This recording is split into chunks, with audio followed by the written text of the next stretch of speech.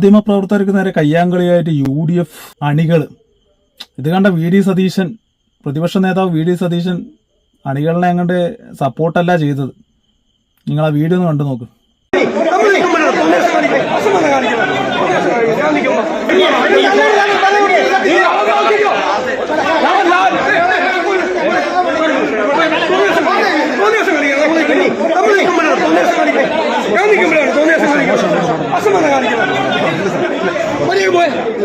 നേതാവായാൽ ഇങ്ങനെ വേണം, അണികളിനെ കറക്റ്റ് വരച്ച വരിയിൽ നിർത്താൻ പറ്റുന്ന നേതാവ്.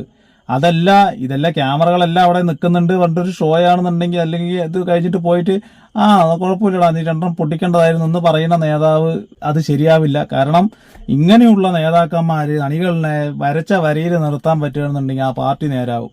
അത് ഇന്ന പാർട്ടി എന്നല്ല, ഏത് പാർട്ടി ആയാലും നേതാക്കന്മാര് നന്നായാലേ അണികൾ നേരാവുള്ളൂ.